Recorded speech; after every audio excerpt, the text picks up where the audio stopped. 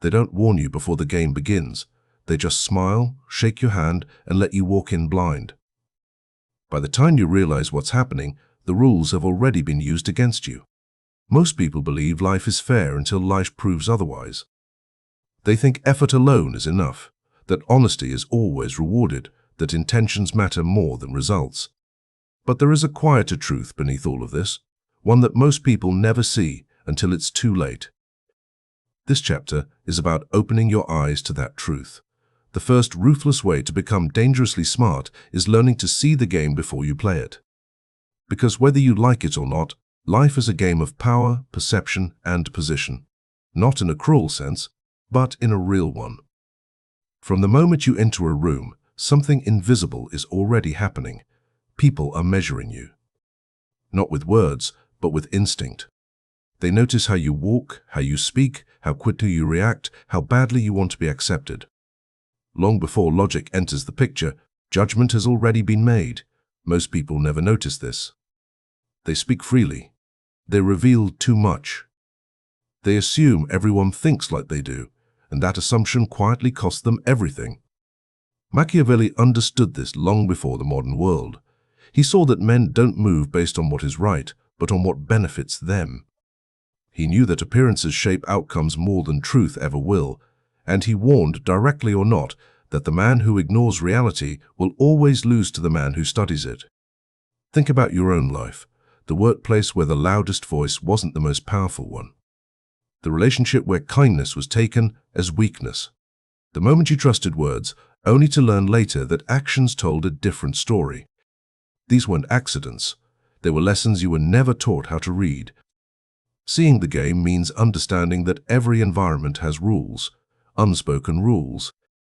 Rules no one announces because the people who know them benefit from others staying unaware. In some rooms, silence carries more weight than speech. In others, confidence matters more than competence. Sometimes honesty earns respect. Other times, it makes you predictable. The dangerously smart man does not assume. He observes. He enters slowly. He watches who interrupts whom. He notices who seeks approval and who never asks for it. He studies who is listened to and who is ignored. While others rush to be seen, he learns. While others try to impress, he gathers information. Because information is leverage, and leverage is power. Here's the part most people resist. This doesn't make you evil. It makes you awake. Blind kindness is not virtue. Blind trust is not strength. And blind honesty without awareness is self-sabotage. There is a difference between being good and being naive. And the world has no mercy for naive men. History proves this again and again. The leaders who lasted were not the most moral. They were the most aware. They knew when to smile and when to strike. When to promise and when to stay silent. They understood that perception shapes reality long before truth ever arrives. In the modern world, the battlefield looks softer, but it's no less dangerous. Social spaces, careers, friendships, even family. People test boundaries quietly. They push a little, then watch your response. If you overreact, they mark you as emotional. If you stay silent but observant, they hesitate next time. Seeing the game means recognizing patterns. Who benefits when you speak? Who benefits when you stay quiet? Who gains when you doubt yourself? Most people live reactively. They respond to emotions instead of reading situations, and that keeps them forever one step behind. There is a moment, small, almost uncomfortable, when awakening begins. It happens when you realize that not everyone wants the best for you. Not because they are evil, but because they are human. Humans compete. They compare. They protect their interests, and pretending otherwise doesn't make you noble, it makes you vulnerable. A quiet Machiavellian truth fits here. The man who sees the world as it is will always defeat the man who sees it as he hopes it to be. Once you see the game, you can't unsee it. You start noticing pauses in conversations, shifts in tone, the way people act when they think they have power, and how they act when they don't. You stop oversharing. You stop explaining yourself to people who have not earned that access.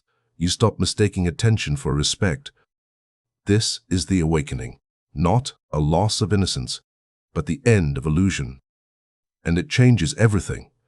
Awareness is lonely at first, because once you see clearly, you can't pretend anymore. You notice manipulation where you once saw kindness. You notice silence where you once heard support. But this clarity is not a curse, it is protection. Because from this moment forward, you no longer walk blind. Awakening begins when illusion dies.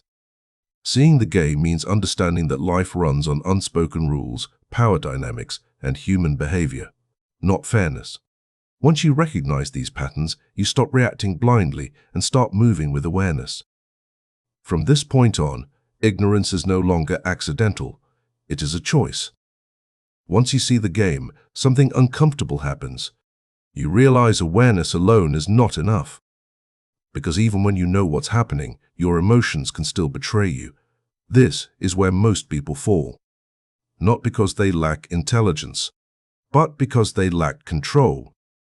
Emotion is the oldest weapon ever used against man. Fear, anger, desire, hope, each one feels natural, even necessary. But in the wrong hands, or at the wrong time, they become chains. The second ruthless way to become dangerously smart is learning to control your emotions before they control you. Look closely at the world around you. The loudest people are rarely the strongest. The angriest ones are rarely respected. The most emotional are often the most predictable. Predictability is weakness. When someone knows how you react, they know how to move you. They know which words to use, which buttons to press, which moments will make you lose control. This is why calm unsettles people. Because calm gives nothing away. Machiavelli understood this deeply. He knew that men driven by emotion could be led like animals. He knew that rage blinds judgment and desire clouds vision. And he knew that the man who masters himself will always outlast the man who seeks to dominate others. Think about every mistake you regret. The text sent in anger, the argument that went too far, the decision made while afraid of losing something. None of those moments came from clarity. They came from emotion taking the wheel. Emotion feels powerful in the moment, but afterward it always leaves damage. The dangerously smart man learns to pause, not because he is weak, but because he understands timing. He feels anger rise, but he doesn't release it. He feels fear whisper, but he doesn't obey it. He feels desire pull, but he doesn't chase it blindly. This restraint confuses people. They expect reaction. They expect defense. They expect explanation. Instead, they get silence. And silence creates pressure. In history, the men who survived power were not the most aggressive. They were the most composed. The general who didn't panic when surrounded. The ruler who waited while others rushed into revenge. The leader who let his enemies expose themselves through impatience. Modern life is no different. The battlefield has simply become quieter. In conversations, people test you. They say things just sharp enough to provoke. They watch your face, your tone, your body language. If you snap, they learn something about you. If you explain too much, they learn even more. But if you stay calm, measured, they hesitate. Emotional control is not suppression. It's awareness. You acknowledge what you feel, but you don't let it decide your next move. You understand that emotions are signals, not commands. Most people don't do this. They react instantly.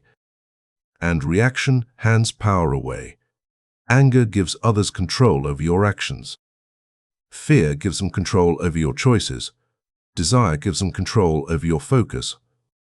This is why manipulation works, not because people are stupid, but because they are emotional.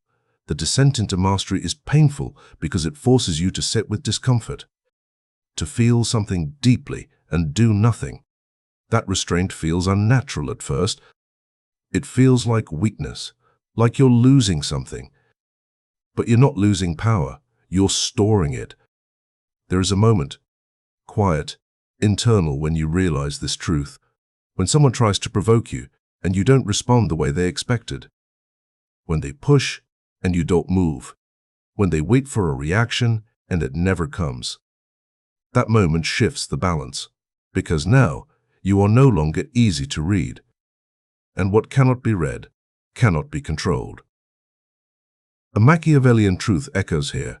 He who governs himself first will never be ruled by another. This level of control creates distance, and distance creates clarity. You begin to see situations without emotional fog. You notice motives instead of taking words at face value. You sense traps before stepping into them. This is also where loneliness deepens. People feel uncomfortable around someone they cannot influence emotionally. They sense it. They may not understand it, but they feel it. Some will try harder to provoke you. Others will back away. A few will respect you silently. This is the cost. But this cost buys freedom. Freedom from being pulled into pointless battles. Freedom from regret. Freedom from decisions that don't serve you. Control does not make you cold. It makes you deliberate. You still feel. But now, feeling does not equal surrender. And once you master this, something powerful happens. You stop being reactive. You become strategic. You choose when to speak, when to act, when to wait. And in a world full of noise, the man who controls his emotions becomes terrifyingly effective. Every emotional reaction you don't control teaches someone how to use you. Every moment of restraint takes that power back. The descent into mastery is not loud, it is quiet and internal. You will feel pressure where you once felt release. But that pressure is strength-forming, and once it does, very few can move you again. Control your emotions, or someone else will gladly do it for you. Unchecked reactions make you predictable, and predictability is weakness. True power is built by pausing where others explode and staying calm where others panic. The descent into mastery requires killing impulsive reactions.